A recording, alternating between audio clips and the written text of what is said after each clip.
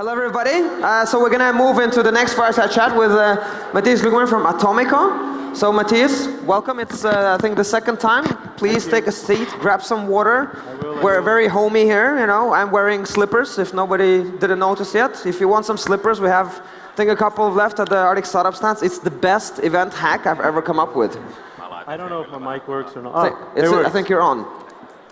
So you've been to Arctic15 before, yes, and many other conferences. You also invest into a lot of startups as Atomico, but I think one of the cool things is that you guys keep a very, good overview of the ecosystem, right? You're doing a lot of research. You're looking into the markets quite extensively, right? So that's one of the things I wanted to talk to you about. We discussed this previously, the fact that a lot of the time Europe was kind of chasing Silicon Valley, right? And then a lot of the time people were saying, hey guys, stop doing that, it doesn't matter, you will never catch up, right? You should do your own thing and not forget about comparison between Europe and Silicon Valley. But then I read your article about the fact that Silicon Valley is actually slowing down and that Europe is speeding up, right? So can you tell me more about that?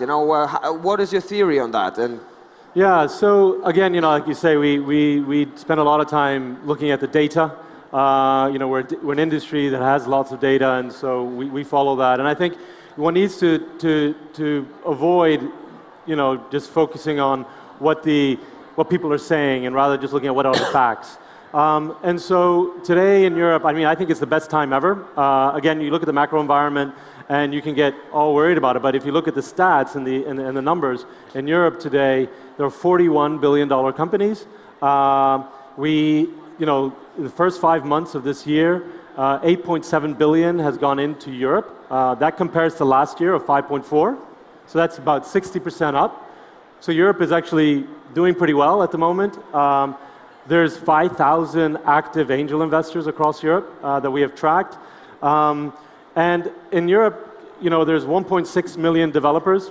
You compare that to the US, there's 1.2 million developers. In the Valley, for every VC-backed company, there's 90 developers. In Europe, there's 380. So we have about 4 times as many developers out there. In terms of also the number of, the real foundation of our ecosystem is the number of great STEM students we create. And Europe, and this is the most remarkable thing, and I don't think people, have looked into it, but Europe produces twice as many STEM students as the US does every single year. And so, it's a good, strong, healthy ecosystem. And when we, when we founded Atomico 10 years ago, for us it was all about helping these companies scale and really having people who've been there and done it, and then just helping our companies accelerate that growth. But you say that Europe is doing very well, right? Yeah. But at the same time, when I was looking at a lot of the kind of what people are saying, they were saying that Europe is also slowing down, right? There's the investment gap, and then there's all sorts of other problems. The economy is not doing that great, But then you're saying that let's look at the facts, right? Yeah. So what do you say to the fact that a lot of people are saying that if you look at the purely economical factors and not just the VC market, that things are also slowing down? Yeah. So I think look, there's always been a funding gap, right? The funding gap has been there for ages, right? What we, one of the things that we track as well is the number of investments that are happening Series B and beyond. And what we've noticed in that space in particular, there's a big gap, and a much bigger gap than the Series A or across the board. So the gap between the US and Europe is about 14 times. So there's 14 times more available capital relative to the number of companies that reach $1 billion valuation in Europe. So there's a big gap there. But that creates a great opportunity for investors. That's why we're actually having a growing interest. We just had a corporate talking here, but actually we're also having a growing interest from people from Asia, from the US. A lot of those investors have filled that gap. So, I see that as a great opportunity. Okay. And if we continue talking about the US and Europe, right? We were talking briefly with you earlier, right, about the fact that there's different market cycles over there, right? And that you were telling me more about the fact that right now Europe is reaching a new cycle. Yeah. Right. Can you explain that more to the audience? I think that was a very interesting point you were making. Yeah. So again, what we looked at the number of companies that that have done a Series A financing, which to us really shows the health of the ecosystem, and the data that we've seen there shows that actually Europe has hit their own trajectory, that they're on their own propulsion because the foundations are there, because of the whole ecosystem. There's lots of different components that have come together, and so the Series A is really the first institutional round for entrepreneurs, and that's when you can you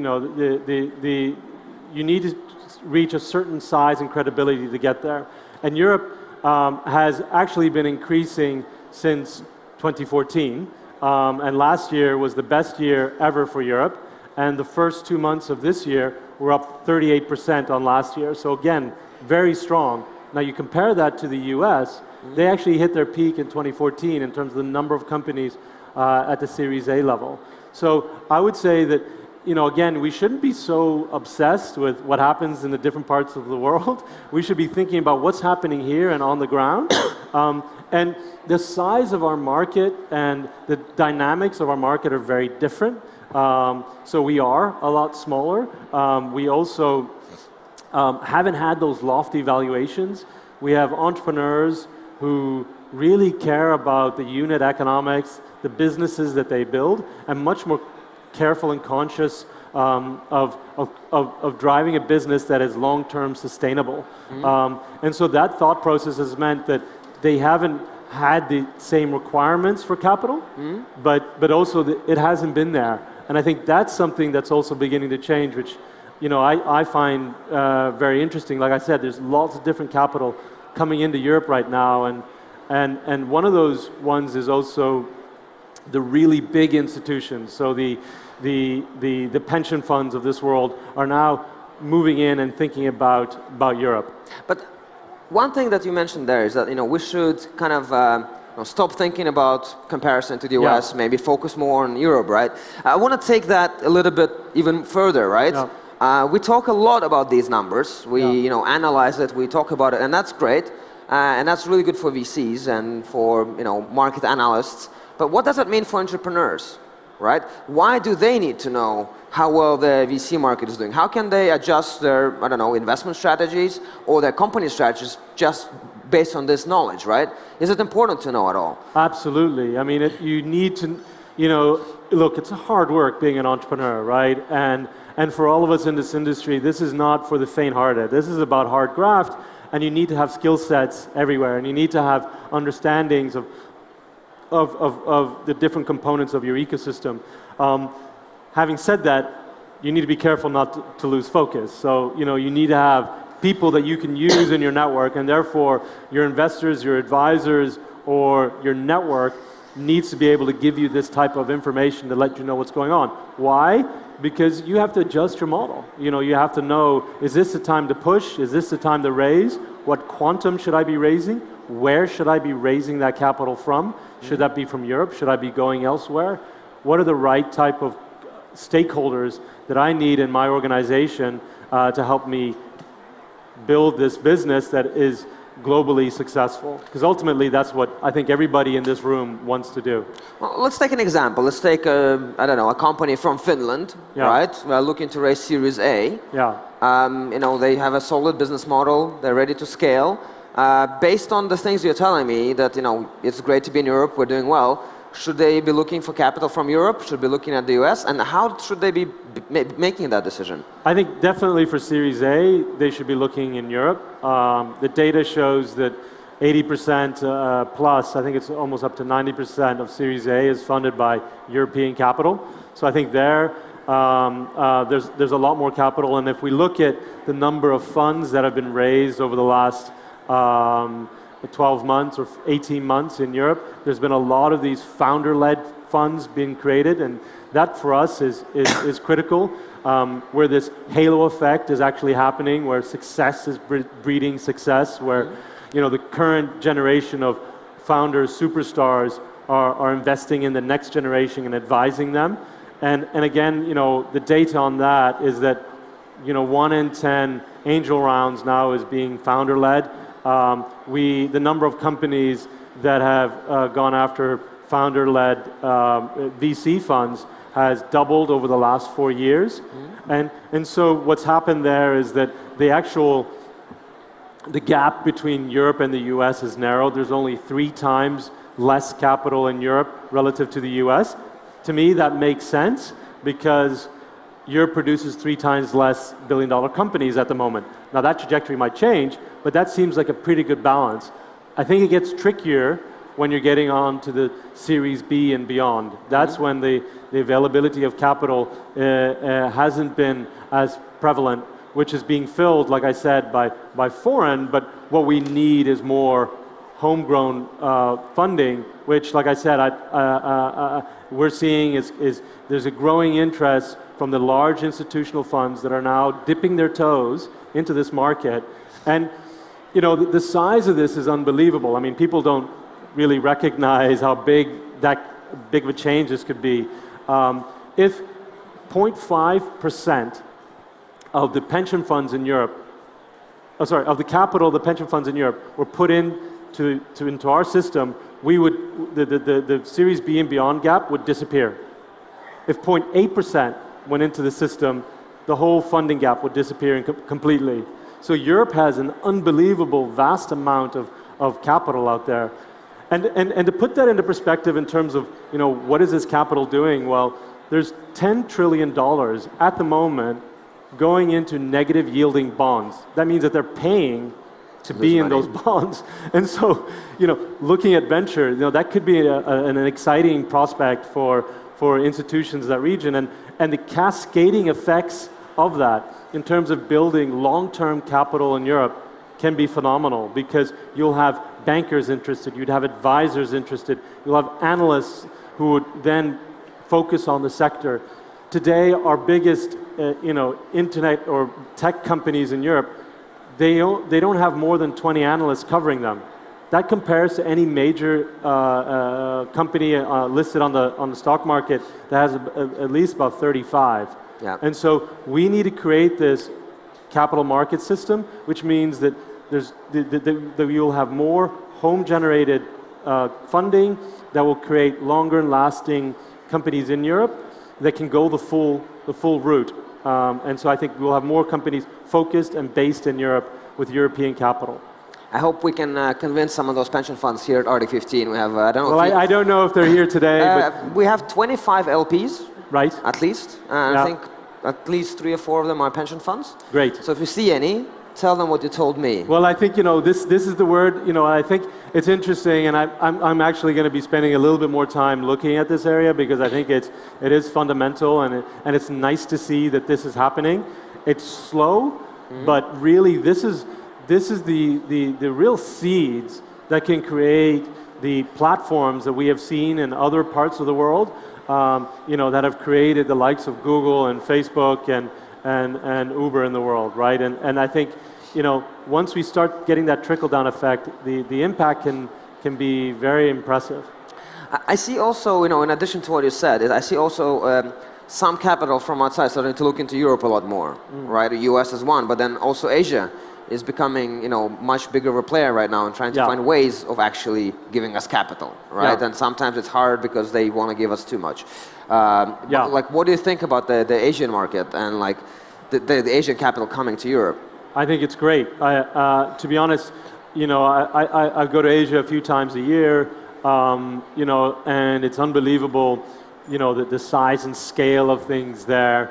And it's something, again, for us, I think Europeans are better at assessing and understanding Asia than many of the Americans. So I think, again, one of the things that we should think about and promote, and when we look around the world, we Europeans are naturally globally thinking. We particularly countries like Finland and countries with less than 50 million people.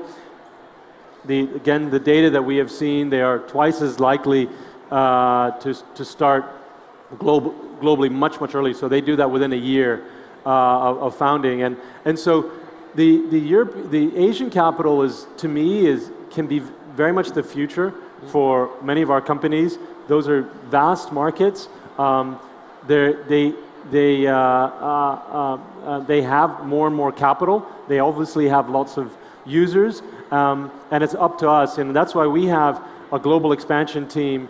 You know, Shin in Japan. We have Kelly in China. And by the way, we have also Carlos in Latin America, which is also a big market. And it's helping our companies enter those markets and expand and become a global success. And that's one of the key tenets to what we do, which I can elaborate on as well. Mm-hmm.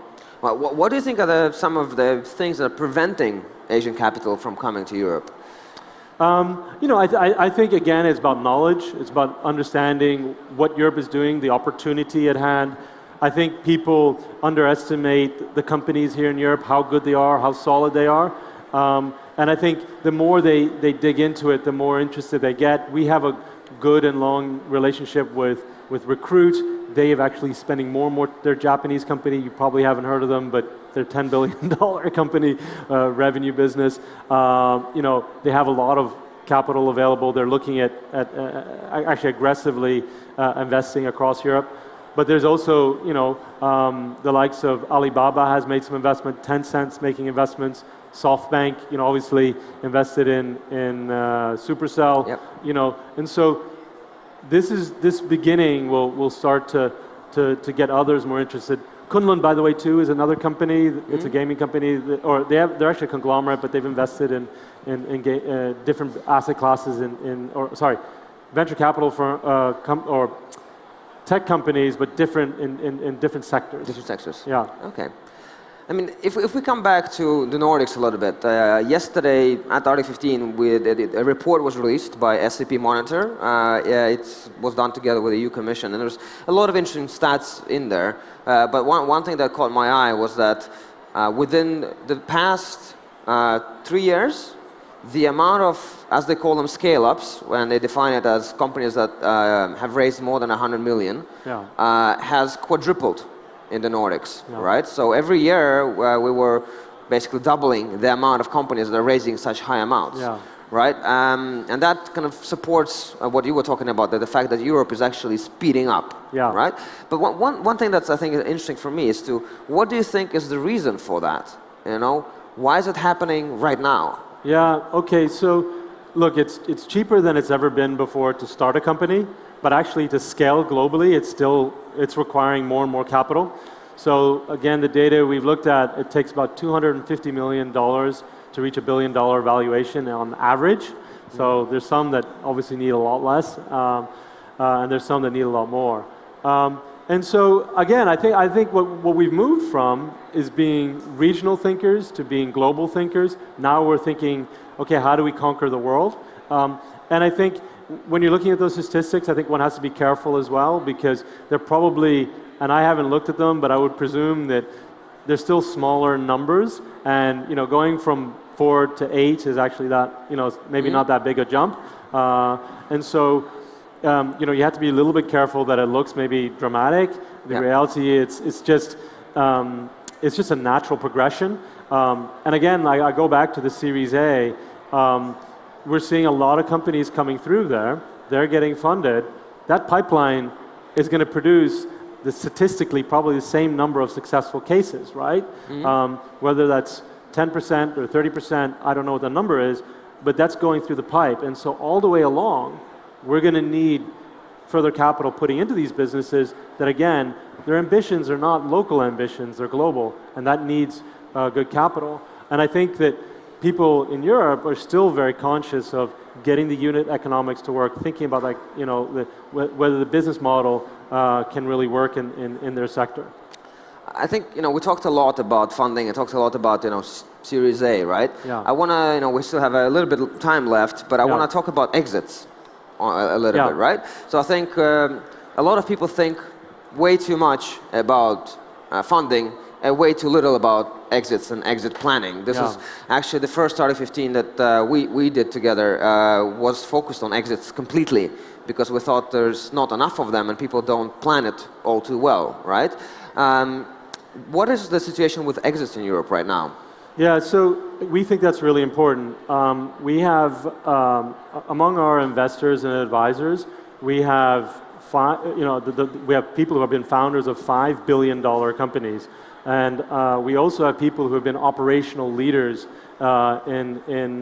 within very successful companies within recruiting, hiring, and marketing and global scale-ups, and that includes companies like Skype, like Uber, like Google, like Spotify, and the reason why I'm touching on this is because we do think it's really important to have people have said, okay, so how did you do there and how did you get there? And what do I need to do as a company to get there? How do I, and how do I accelerate my growth? And that's what we see where we can step in and we say, hey, look, this is not about money, it's about experience and knowledge and how we can help boost that growth. And so when we invest in a company, we immediately talk to the founders. We say, hey, look, this is what we see forward in terms of what we need to achieve as a team to get there. I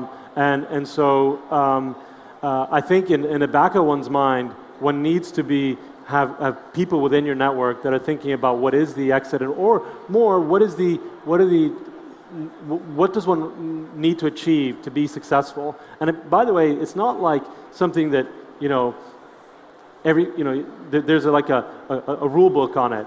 That rule book always gets changed, but you can take good experience and you can refine that model.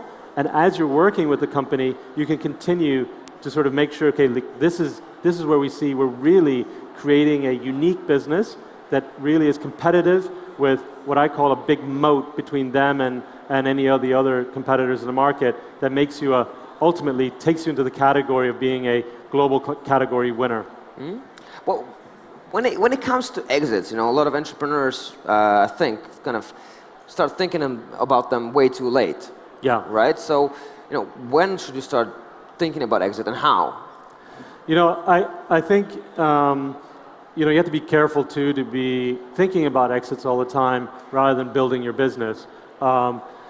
Great companies are bought, not sold. So you need to make yourself attractive. What is it that is unique about what you're doing? And then there's some, what I'm really excited about. There's some entrepreneurs out there that are really going for the long haul in terms of valuation, building real value in the business.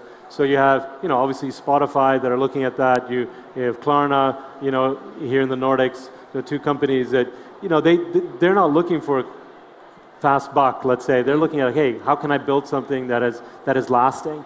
So I agree with you that the concept of exits is a very healthy one. I would say more you need to think about what do I need to do to get more funding, or what do I need to do to be a dominating force within my sector. I'd like to challenge you a little bit.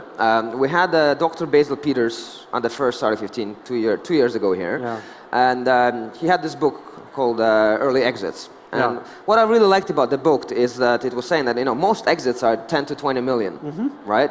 That means they're not billion-dollar companies. That means they haven't done things. But one other interesting thing that the book and he said is that those that actually were selling their companies and not waiting to be bought achieved higher exit valuations and were able to sell earlier and in a less risky way.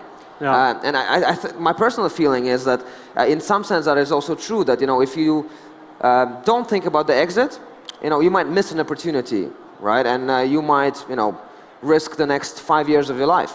Look, I mean, we're in the world of making the impossible possible, right? That's why everybody's here in this room. That's what we're excited about. That's why the blood, sweat, and tears, and actually the constant walls that we need to run through to create our success. This is what it's all about. I think an entrepreneur, if you're seeing that your business doesn't work, and this is not, you're seeing that, look, I'm not going to get to a massive valuation, whatever valuation that is, but I see that actually now this is where I can take it. This is given the construct and given what we're doing, this is where we are. It's still a good business. It's maybe not like a dominating force. It's a good business. It's a solid business.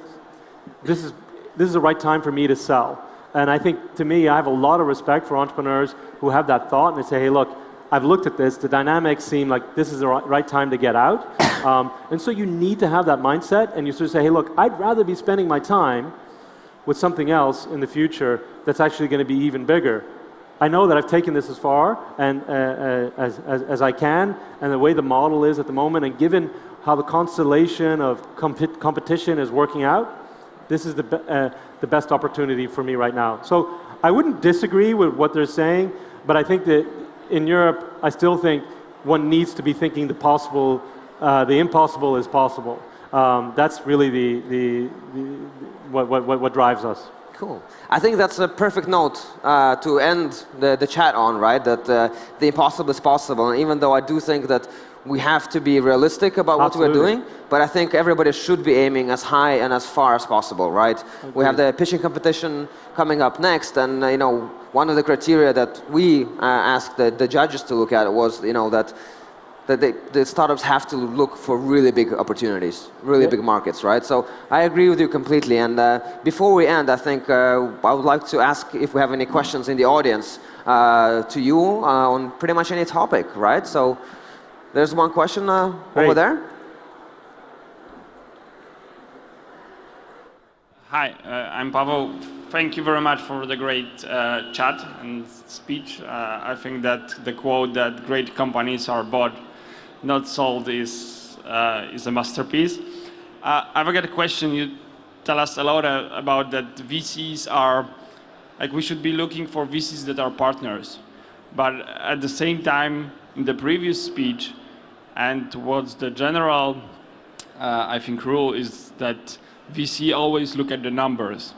So how can we really find the one VC that would really be a partner, not only looking at the numbers and not trying to squeeze out as much as possible from the company?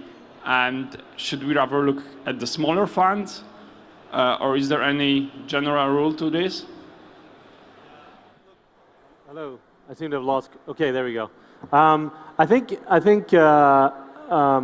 Look, it depends on what you mean by looking at the numbers. There's loads of data in our world, right? And any entrepreneur today who's not obsessed with the data of their users and how the company's behaving is you know, like they need to be. So I think that's healthy.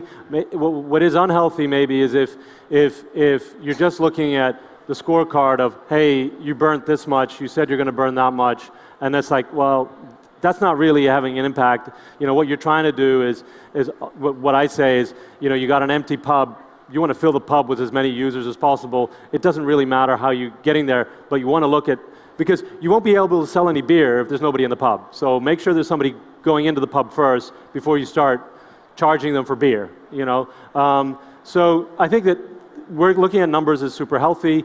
In terms of creating the partnership, that's something I think, you know, it's about finding the right people that you think work best for you. And I think there's different firms for different stages that can be the right partner. And I think the growing, like I said, there's a growing group of founder-led funders. So both on the angel and the Series A, in particular, those two areas, we have a lot of great founders that are now reinvesting in the community. And I think their view on the market is going to be very different from, let's say, people who may be a little bit more financially oriented.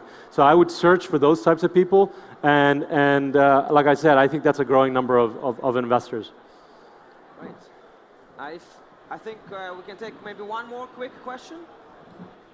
Any more questions? Going once, going twice. Going 3 times, I guess, then. Okay. Well, thank you guys very much. Thank you, Mattias, so much for coming. I hope you enjoy the rest of the time and get some meetings done, meet some people, walk around, see what we have in store for you. Brilliant. So, yeah. Well, congratulations on Arctic Startup. Thank you. Thank you. Perfect. Thank you.